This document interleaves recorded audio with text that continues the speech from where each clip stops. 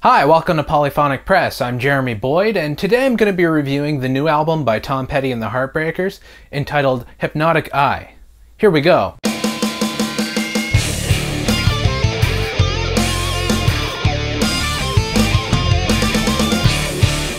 Hypnotic Eye is Tom Petty and the Heartbreakers' 13th album, and it's a follow-up to 2010's Mojo. Where Mojo explored the band's bluesy roots, Hypnotic Eye is much more of a straight-ahead rock and roll record. People have said this album sounds like the band's first two albums, and it kinda does, but not in so much the sonic quality of it, but more of the rebellious spirit of that era. And this album starts off with this song American Dream Plan B, and it starts off with these grungy guitar tones, and Tom's voice kind of comes in on the verse, and it's almost like he's talking the verses. The chorus comes in and it lifts the song up, and then once it's time for the verse it smashes it back down again, so it's sort of like the chorus and the verse are sort of counterpointing each other, and they're sort of gives the song some dynamics. The bridge of the song is instrumental, and it kind of goes into this dreamy sort of space, and then it picks up right with the guitar solo, and it just blazes through. And I think this song really sets the tone really well for this album, really kind of sets the sort of what you would expect for the rest of the record. The song itself is a little bit political. It's sort of about how screwed up the world is, and how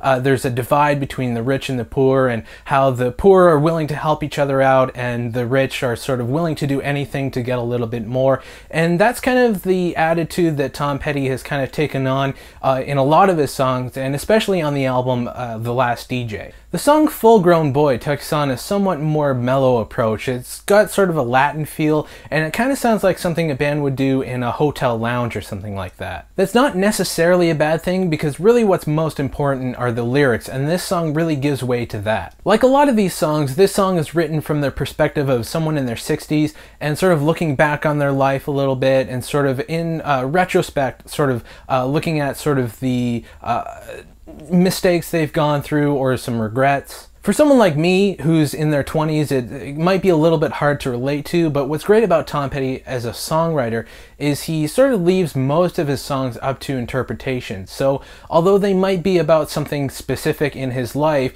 the lyrics are sort of vague and open enough that really anybody can relate to them on a universal level, but you can tell that they're about something. They're not just random words put together, but they're sort of still open. The song All You Can Carry is another straight-ahead rock and roll song, and it starts off with this ripping riff on the guitars, and it just hits you in the gut. It's such a great rock song. It's got an interesting arrangement. That riff that starts off the song repeats throughout, and it sort of works as a call and response in the verses. This song, I think in particular, really showcases Mike Campbell as a very capable and really sort of underrated guitar player in the rock and roll world. Mike Campbell is my favorite guitar player, not only because he plays in my favorite band, but because the way that he plays, he doesn't showcase himself, he doesn't show off, and he just chooses guitar lines that fit the song the best. So when a song like this comes up where him showing off fits the song,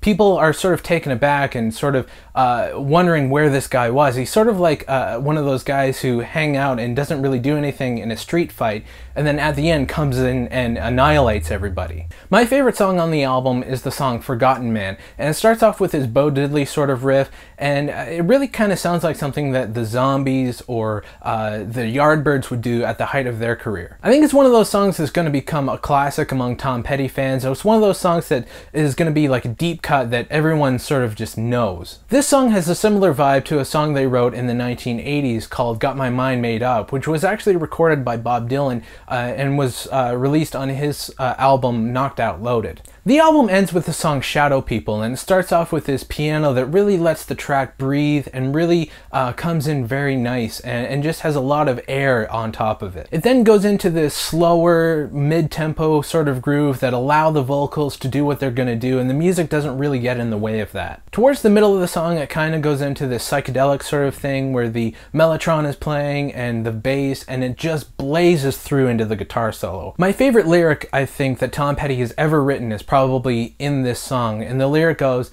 I ain't on the left and I ain't on the right. I ain't even sure I got a dog in this fight. And that just really speaks volumes as to people's opinion and where they are politically. They don't really know. They're seeing both sides, but they can't quite make up their mind, and they kind of see the bullshit on both sides of everything. And that's certainly how I felt at times as well. I really don't think anybody but someone in their 60s really could write a lyric like that. That's something that really just has to come from life experience.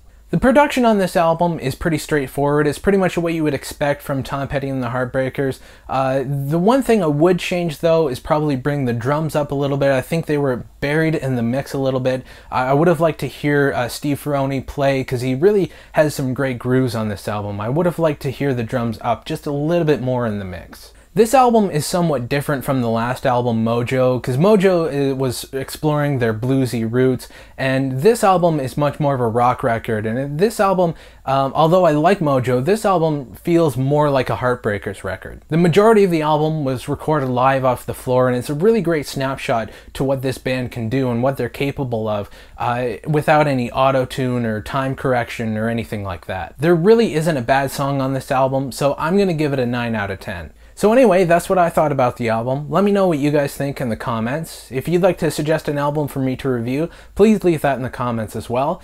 Be sure to subscribe so you know when I post new videos, and you can check us out on Twitter and Facebook, as well as the website polyphonicpress.net. All those links are in the description. You can check out some more videos on the right here, and that's about it. I'm Jeremy Boyd. Take it easy.